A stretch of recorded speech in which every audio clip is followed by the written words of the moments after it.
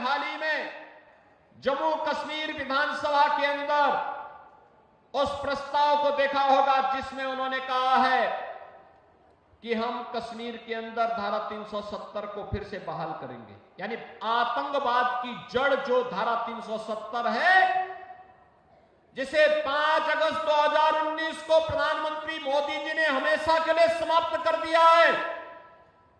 कांग्रेस और समाजवादी पार्टी को अपनी स्थिति स्पष्ट करनी चाहिए कि जम्मू कश्मीर विधानसभा के इस प्रस्ताव पर वो बोले, क्यों उनका मुंह बंद है इस पर?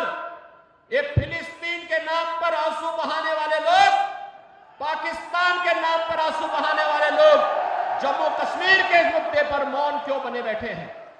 ये देश की एकता और अखंडता को चुनौती देने वाली स्थिति है और कोई भी भारतीय राष्ट्र की एकता और अखंडता को कतई पर किसी प्रकार की चोट को स्वीकार नहीं करेगा।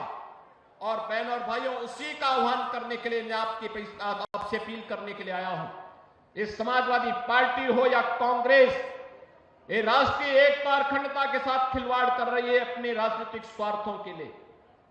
इन्होंने झूठ बोल करके लोकसभा चुनाव में जनता जनार्दन को गुमराह करने का काम किया था। उस समय इन्होंने अनर्गल प्रलाप किए थे।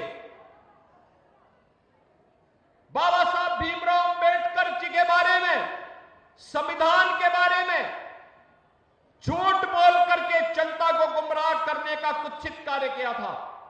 लेकिन अब तो आपके पास सब कुछ स्पष्ट हो चुका है कि कांग्रेस और समाजवादी पार्टी झूठ बोल करके जनता को गुमराह करके एक और संविधान के बारे में, आरक्षण के बारे में गुमराह कर रही थी, दूसरी तरफ खटाखट योजना से लोगों को बहका भी रही थी।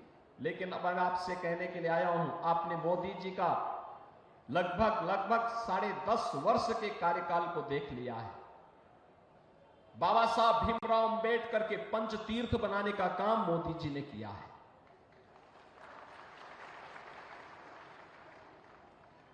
भारत रत्न के रूप में चौधरी चरण सिंह जी का सम्मान करने का काम मोदी जी के नेतृत्व में हुआ है।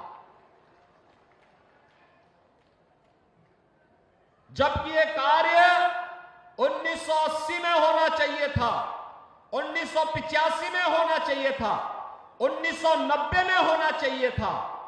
लेकिन एक लंबे कालखंड के बाद यह समय लगा जब किसानों को सम्मान मिला है और चौधरी साहब को भारत रत्न से सम्मानित किया है प्रधानमंत्री मोदी जी ने।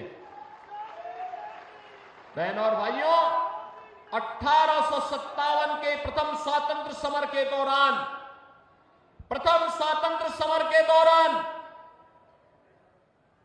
भारत के शौर्य का प्रदर्शन करके भारत की आजादी के लिए जिस महान क्रांतिकारी ने मेरठ में इस नेतृत्व को आगे बढ़ाया था, ऐसे धन सिंह कोतवाल जी के स्मारक को भी आगे बढ़ाने का काम डबल इंजन की सरकार ने किया है।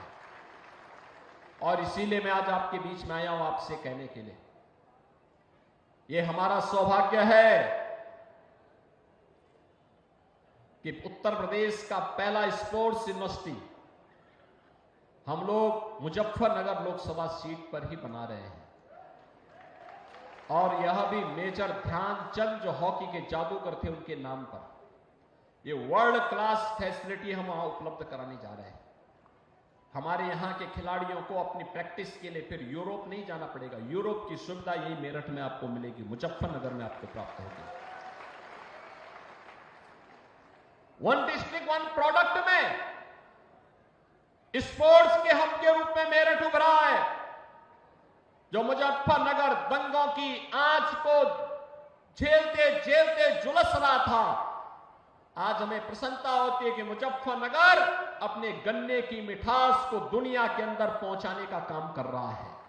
और उसी आह्वान के साथ आज हम सब आपके बीच आए हैं आपसे कहने के लिए कि बहनों और भाइयों, 20 नवंबर को चुनाव है, 20 नवंबर को चुनाव है। हमें चूकना नहीं है, चूकना नहीं है, अफवाहों के पीछे भी नहीं पड़ना है। 2013 के मुजफ्फरनगर के दंगों को अवश्य स्मरण करके रखना है। दंगा के सरगनाओं को सबक सिखाने के लिए और उनके बारूद पर पानी डालने के लिए हैंडपंप लेकर के मिथिलेश जी आए हैं।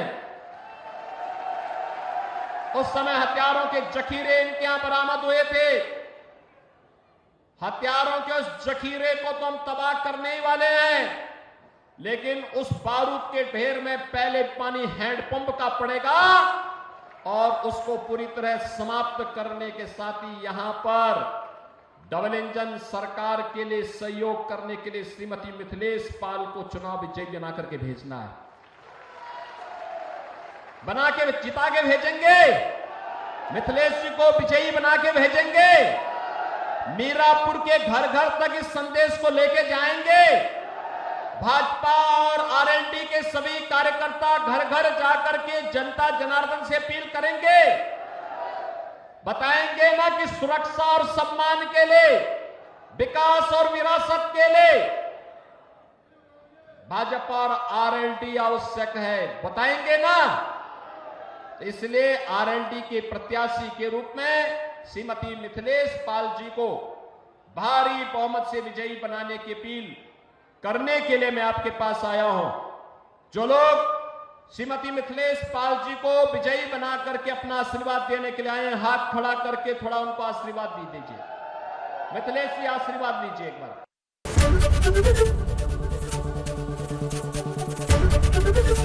एबीपी गंगा, खबर आपकी, जुबान आपकी।